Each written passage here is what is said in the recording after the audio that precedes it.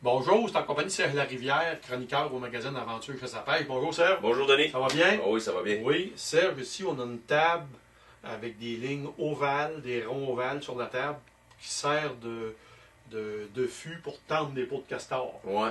Mais comment est-ce que tu as fait pour arriver à avoir les grandeurs spécifiques pour les différents sizes de castor? Ouais, les différentes grandeurs, Denis. Souvent, les maisons d'encamp vont fournir des patrons en carton. Fait que moi, c'est ce que j'ai pris ici, là.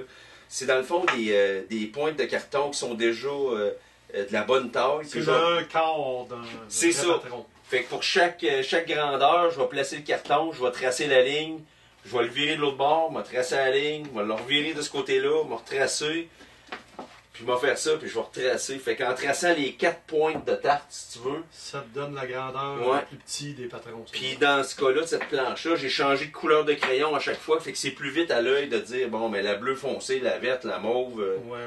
Fait que chaque grandeur de carton va donner une grosseur différente de castor. Fait que j'y prends, j'y trace.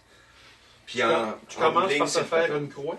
Ouais, c'est ça. En premier, d'ailleurs, je devrais dire, le veneer qu'on utilise ici, c'est du veneer qui est coupé à 32 pouces de large.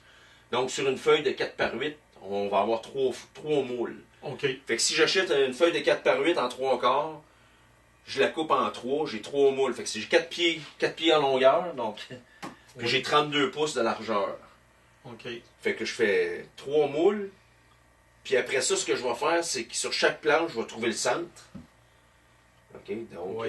je vais me baser au centre. Puis après ça, je vais partir Une avec les ligne de points. chaque côté, puis tu passes C'est tes ça. points, tes alternes. Je pars mes points à partir de là. Change de couleur à chaque grosseur de pointe. C'est ça. Ça Tu va pourrais avoir t'aider. juste 2 couleurs, ça serait le fun, mais tu vas voir, Denis, qu'une fois que ces planches-là sont faites, on peut ensuite se faire une table qui va bien accommoder ces planches-là, qui va faire qu'on va pouvoir travailler un castor d'un côté, puis comme on a un veneer qui est rigide, Tu peux tourner la table de bord. tourner l'autre bord, puis avoir un castor de l'autre côté. Dans le fond, tu peux faire sécher 2 castors, tendre 2 castors sur la même feuille. Exactement. Puis même si tu as cette planche-là d'un bord, C'est ça.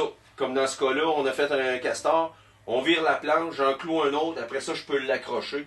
J'ai les trous là, faits un peu partout pour pouvoir accrocher les planches. mon moule soit au plafond ou simplement le mettre par terre. Hein. Pour le castor, là, on peut tout simplement accoter la planche, OK. puis ça va sécher. Ça, c'est pas compliqué à faire, c'est juste d'avoir le patron. C'est ça. Puis une fois que nos planches à castor sont faites, on a ça pour toute notre carrière de trappeur. C'est ça. C'est bon pour des années. Ouais, puis en plus, ça fait une belle table de travail, Denis, C'est ça, quand en on plus. s'en sert pas pour les castors. Ouais. Fais une table de travail pour C'est plomber ça. d'autres choses. Ouais, exactement. Merci Serge. Ça me fait plaisir.